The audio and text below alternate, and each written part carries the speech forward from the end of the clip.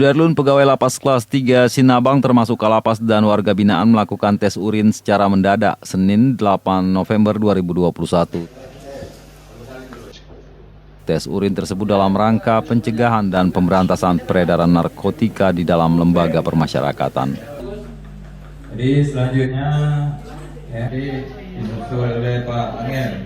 Dalam tes urin ini turut disaksikan unsur perwakilan dari Polres Semelu dan juga tim dokter dari UPTD Puskesmas Semelu Timur.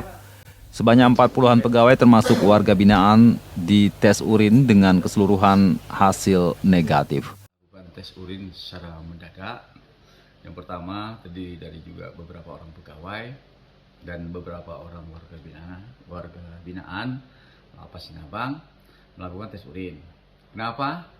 Supaya kita di publik itu terlihat yang bahwa masyarakat jangan menganggap kita nanti di dalam ini sejuk-sejuk saja karena ada masalah. Dan pada hari ini juga saya libatkan yang memeriksa juga tim dokter dari Puskesmas, kemudian disaksikan dari Polres Semelu. Kenapa?